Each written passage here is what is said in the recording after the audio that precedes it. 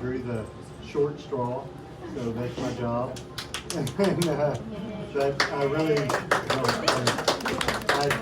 just want to welcome all of you here. We're really proud of our museum and the art history that we're trying to protect here, and we're thrilled tonight to be co-hosting this event.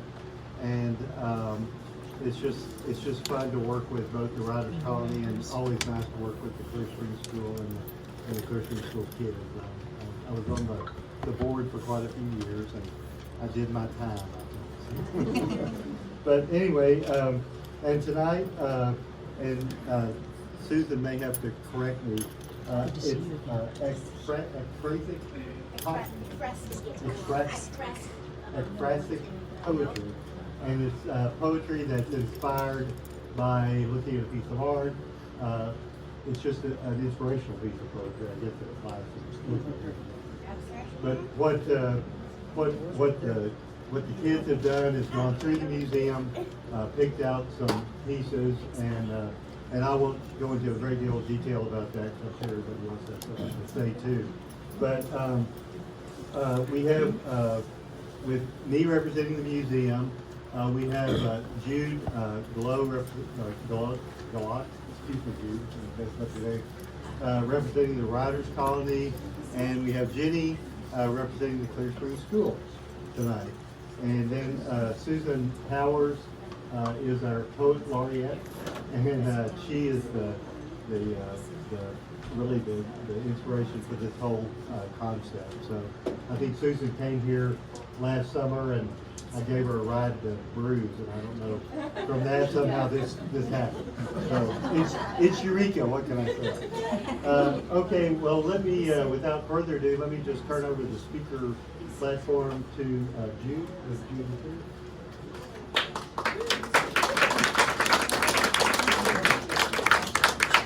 I'm with the Writers Colony, Derry Hollow. We're right there on Spring Street, right before it goes up to the upper loop in the Crescent.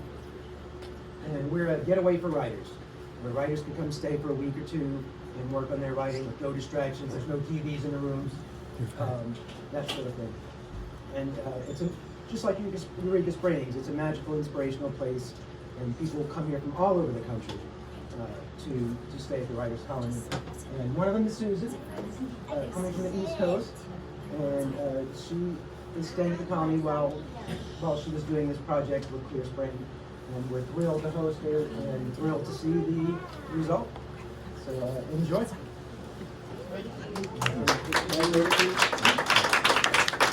Thank you, Jude. And next, I think we have Jenny representing the school. Okay. Speak for just a minute. I'm Jenny Pohl, the high school teacher at Clear Spring. I'm incredibly proud of this group of students in so many ways. They are so creative, they are so lively and funny and authentic and kind to each other. And to see everyone gathered here tonight to celebrate them just fills up my heart. So I want to extend a huge thank you to Susan for conceiving this whole project and for reaching out to us, making it happen, to the Writers Colony for facilitating it, and the Art Museum for hosting it. It's just a dream come true, and I can't wait to see how these poems reverberate throughout the room. It's going to be a lot of fun. That's all I got. Thank you. Thank you, Judy. And last but not least, our most important speaker is Susan Powers. All right, thank you, everybody. I made notes because I didn't want to forget to say anything, and I knew I might. And I was actually here last February. It was my first time here in Eureka Springs. I came from Connecticut, and I was expecting it to be warm. And indeed, when I landed, it was, like 60 degrees. And I thought, oh, this is great. I put on my t-shirt because I was used to the big down coat. And then suddenly it was 2 degrees. I was like, what? It was 30 at home. It was 2 degrees here. But it was okay because I was at the Writers Colony and I just fell in love with the place. Amazing. I got so much written. I have another book of poetry coming out probably at the end of December, and I've written almost all of it here. So I got a lot done then, and then this week I've gotten so much writing done. It's an atmosphere that's very conducive to writing. Great people, great town, and when I get tired of writing, I go for a walk, and I'm like, what? This place is like, really? There's skeletons climbing up buildings, and just, it's so interesting. Yesterday I bought a t-shirt and a rabbit gave me the receipt. And I didn't realize not only would it give me the receipt, but it would hand me a pen. And I was like, wow, it just kept happening. It was amazing. So no place like it. I am gonna look at my notes to make sure I say my thank yous. And first of all, gratitude to the Writers Colony. The Writers Colony at Derry Hollow has made it possible for me to do this. They have helped me out, and I'm just so glad to be here. And special thanks to Hilka Urban, who's not here tonight, but I ran this idea by her last February because I came here to this museum and I was astonished at the quality of the work here. I'm a person who loves museums. I'm not art museums. I'm not an artist myself, but my mother was, and I was raised appreciating watercolors and sculpture. And I was just like, are you kidding me? This tiny town has this excellent, amazing museum. And then I got the idea for the ekphrastic poetry event, bring in the community and have some writing, get the kids in. I'm a lifelong educator, and it's a beautiful way to help young people interact with art. And so that was sort of the impetus. I also want to thank Jude, Gayo, and Shira, and Rose. They've been so very helpful. And now we have Angela on board. Everyone's been welcoming and has given me momentum to do this. In addition, Clear Springs was very open to having me in. Not all schools are. Who's this poet person, and why should I want to talk to our kids? But they just welcomed me, and Ginny has been helping me every step of the way, supporting me on all of it. We started communicating last summer and got our plans going and collaborated in the classroom. She helped me incredibly. And then last but not least, I do need to thank the students. They surprised me. I mean, I love teaching. I love teenagers, but these students in Ginny's language arts class were willing to try something new, all this creative energy. And as Ginny said, to me, what was even more important than their talent and their creativity was their kindness. It was really wonderful to witness. So I do want to personally thank Michelle Moody Hall, Eden H. Murphy, Clayton Moss Miller, Briar Wilson, Jackson Diggs, Abby Howard, Max Guest, Christopher Thornton, and Lyric McConnell. They've just done beautiful work.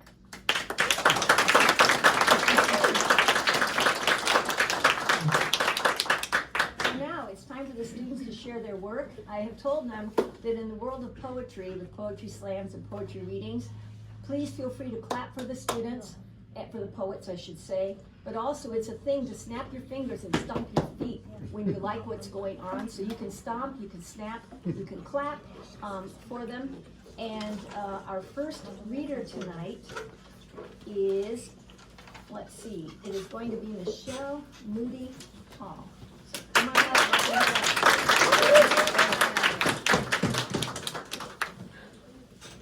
Hello everyone, my name is Michelle Moody Hall.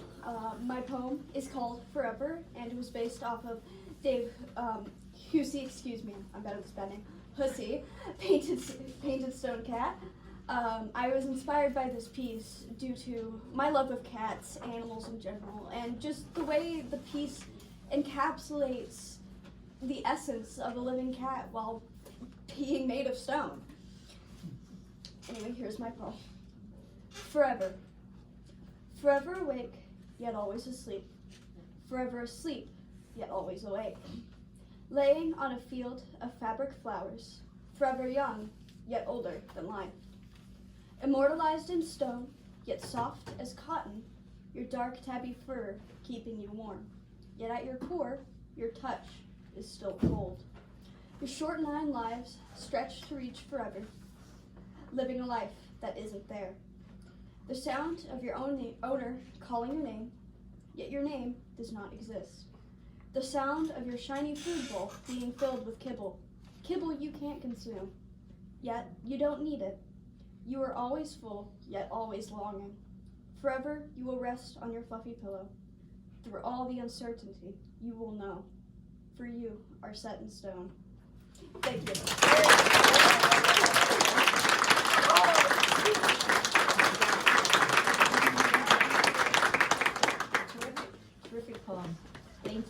our next reader will be Eden H. Murphy. Please give it up for Eden.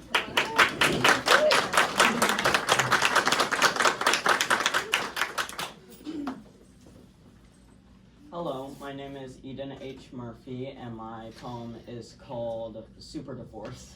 It was inspired by John Rankin's Super Love, and I chose his piece because I'm a big DC fan. I like Superman, and I thought it'd be funny.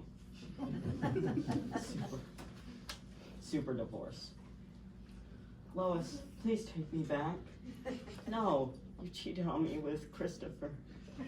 So Superman goes to Batman. Batman, please. No, Superman. But we dated in college. Superman, that was a mistake. So Superman goes home defeated. Why won't anyone love me? The only person who loves me is me. And Superman gets an idea. Superman goes to a mirror and lasers himself into two. Hey me, hi me. At last we're no longer alone. Along to Krypton we go. Thank you.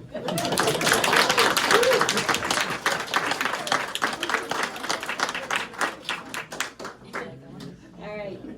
Yeah, the creativity's over the top here. Our next reader is Clayton Moss Miller.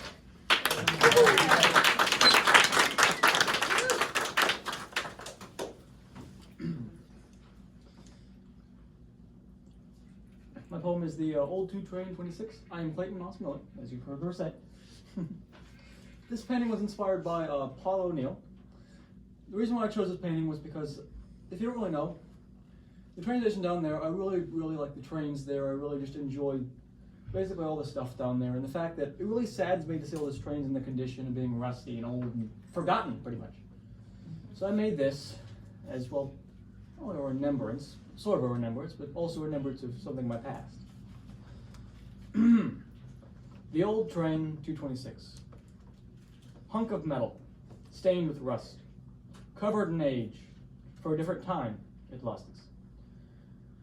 With the morning light, the sky now blue, he watches his replacement, shiny and new. Yet as it leaves, he sees a young child.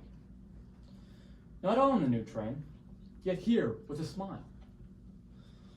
With eyes full of wonder, the young boy walks up, looking at him as though he was untouched. With legs a bit spry, an arm keeping him steady. He hops in his cab and yells, "Choo choo, I'm ready." The boy stays in his cab, pretending away. The train felt as though his firebox had flamed. Yet as the boy's mother called him in for a snack, the old 226 knew one day he'd come back.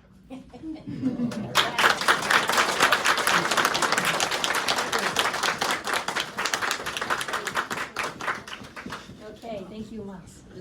Excellent. And our next poet is Briar Wilson.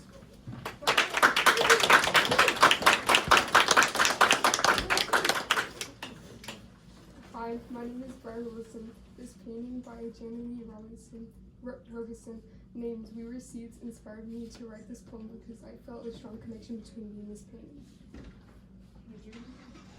You grow in so many ways every day, from little to big, to not knowing something, to knowing the next day. You're growing roots and petals every day. When are you going to stretch your legs, and when are you going to bloom? You try to stretch, but you don't quite make it, but you don't stop. You try it again, you open your eyes, petals flying all around you. You have at last bursting, you can finally stretch. Thank you.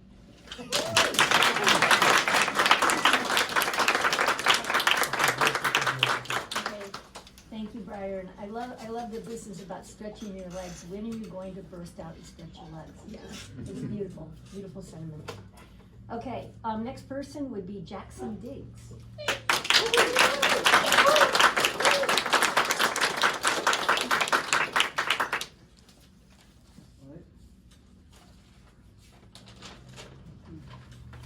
My name is Jackson Diggs. My poem is called The Wrath of Phoenix. It is, and I'm inspired by James Hale's Phoenix Arise. The reason why I chose to do this painting is one, because painting a very good phoenix on it, which I think we really take time to do, which takes a lot to make a very nice painting for other people to see. And the reason is the color scheme is a few of my favorites, and I also like it because it is of the Greek firebird. This is the wrath of Phoenix. I am a mythical firebird. My name is Phoenix. I like living in warm places. My favorite home is volcanoes. I rise and fall from ash. If you make me mad, I will rain hellfire on you. I am a mythical firebird. If you offer peace, I will accept it. If you offer war or scorch the old, so the new will rise. I am a mythical firebird. I will appear in a flash of feathers. My yellow beak will gash, my yellow talons will slash. The last things you'll see are my red and orange feathers. That is my word. Thank you.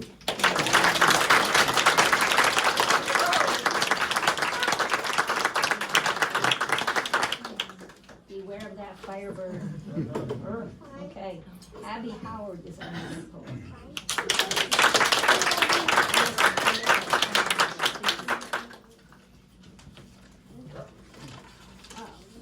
My name is Abby Howard, and I chose to write a poem called Skin Wet as Water, Shame Strong as Guilt. It's based on a painting by James Nelson called Woe Is Me, Refugee. The reason I chose this piece of art is just because it evoked so much emotion out of me, and I feel like it gave you such a wide range to express yourself and interpret it as you wanted to. And it just let me perceive it the way I saw it, and I really enjoyed that. Skin wet as water, shame strong as guilt. My skin shaven to the bone, bruised body lying on the hard ground, vulnerable to all that sees. The warmth of blood floods from my wounds, quieting the cold. It is a bittersweet feeling I cannot resist, feeding my addiction until it festers no more. My shame never leaves, growing in me like a seed to wet soil.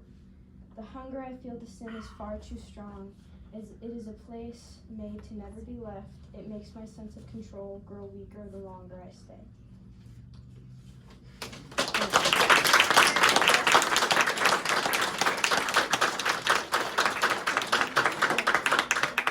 Okay, very beautiful. Thank you. All right, very good. Next will be Max Guest.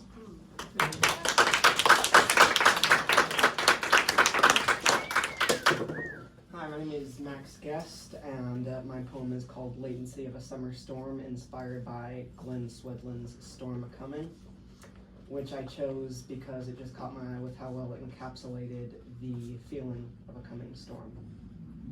Latency of a summer storm. Quintessence becomes electrified, humming and buzzing in total silence. Colors and noises outlined sharply in rising neon energy. There is nothing, and then it's there, sprightly but unmoving, always rising. All the world's power feels latent, writhing in a crackling chrysalis. Nothing yet is, but all will be. A summer storm is coming.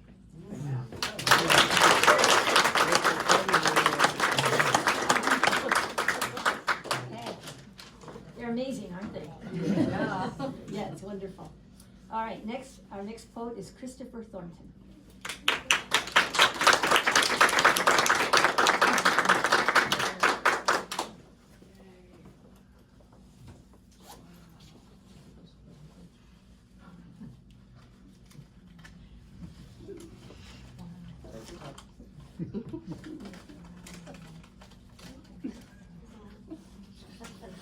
Almost there, almost there.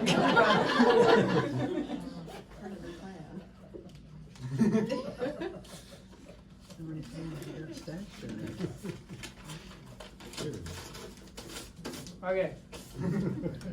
Hello, my name is Christopher Thornton. My poem is titled 0%. It was inspired by Ken Conar's Moondrape series. What inspired me to write this poem is, well, space. It's really, really awesome. It's the vastness of it, and it's just really great. Anyway, poem time. Drifting through space, the deep, dark void. In the deep, dark void, nothing could be heard. Nothing could be heard, not a thing. In the deep, dark void, planets orbit, the stunning and shining star. In the deep, dark void, comets fly by and meteors crash in the sky. With 0% oxygen around, in the swirling void I do drift through. I am all alone in this void, as a leaf upon water, slowly drifting through a river to the sea. I do drift here in the dazzling galaxy, swirling in words. I do drift here, drift alone. Thank you.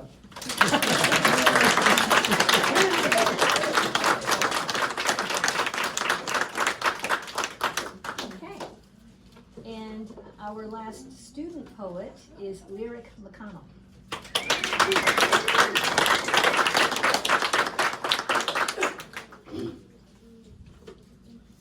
Alright, my name is Eureka McConnell, and my poem's name is Great Sand Dunes, based off of the art piece by Tom Mizanka, also named Great Sand Dunes. I chose this piece simply because it caught my attention and I found it fascinating and I liked how it looked, and I like sand dunes. This is Great Sand Dunes. In a post-apocalyptic world, when the structure of humanity crumbles, all of our work turns to rubble like humans never existed. When the wind blows and the rodents play their role, nothing is left but lots of sand dunes. No chatter, no construction, just the whoosh of the wind and the hissing of the animals. The vastness, the emptiness, similar to if you open a box and find nothing inside. The rattle of snakes, the chitter of raccoons, nothing but lots of sand dunes. Until cacti start to grow. It's small, but it's something, like the world slowly rebuilding, bit by bit, after the destruction we caused. Then the vines grow, the bushes, the grass, and after a while, it begins to rain. It rains and then it pours, which hadn't happened in forever, but it happened today. It gives birth to a sprout, which transforms into a small tree. And soon it's joined by its brothers and sisters. The earth is new and restored, and lakes start to fill. The world is no longer lots of sand dunes. It's a new, ripe, fresh, and lively generation. Thank you.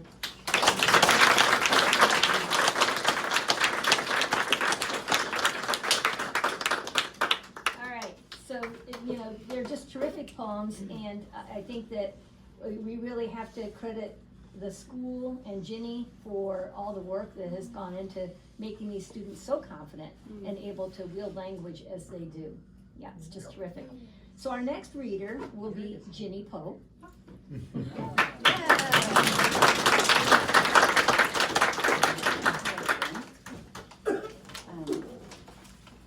Hi, I'm Ginny. And I you look familiar. I chose, when we came in here the other day, this painting just kind of struck me and I couldn't look away. I chose the painting by Louis Frun called Motherhood over there, and it struck me because of its serenity and the way that it just kind of cradles in on itself with these warm tones. And also, the child in the picture looks just like my daughter. And it really spoke to where we are right now in our relationship, and something I wanted to kind of jump into a little bit more. So I wrote a poem called Mother and Child, but it's also a song. So I thought I might, because Susan pressured me, I thought I might try to sing it a cappella. It's not like a fully fleshed out song, so it may end abruptly. So just give me mercy. All right. Mother and child. In forest greens beneath the canopy, cradled by the elm, we sit entwined in love divine, your hand in mine, mother and child. This is our first home, and it's where we belong. And I'd like to think that when we die, that this is where we come. Born to each other, child unto mother, mother born again. In the forest green, beneath the canopy, cradled by the elm, we sit entwined in love divine, your hand in mine, mother and child. This is our first home, and it's where we belong. And I'd like to think that when we die, that this is where we come. Born to each other, child unto mother, mother born again. We share the wisdom of the innocent and the sage, though who is who, no one can really say. Born to each other, child unto mother, and mother born again. Thank you.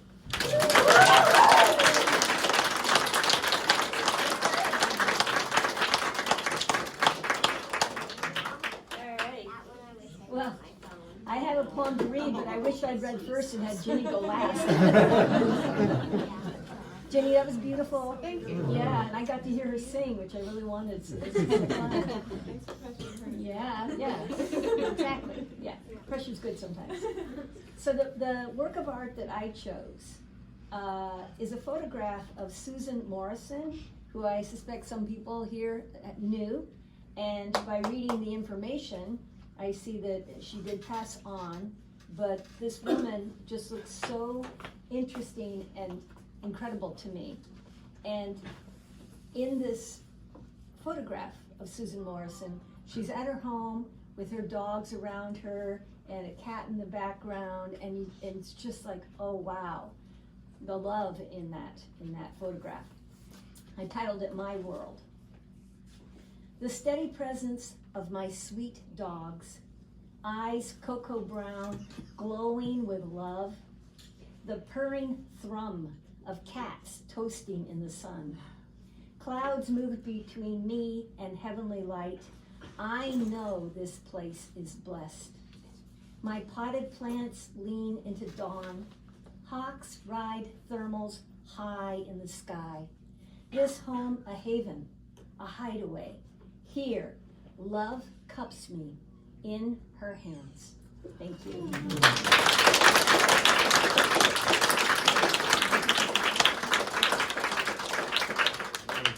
Wasn't that wonderful? Let's just have a round of applause. Thank you for everything you've done. We have placed the poems beneath each of the paintings, and I did want to announce tonight that they will be staying there. So please come by and bring family to see your work, and it will be part of the museum collection now, and we really appreciate it. It's just been an amazing project, and certainly a thrill to us here at the museum, and I mean, what can I say? I guess I'm snapping. Anyway, we appreciate you coming tonight. I would encourage all of you to wander around the museum, look at the art. That's what we're here for, but also you can see the poetry beneath each painting, and that's where they're going to be. So, thank you so much for coming. Thank you.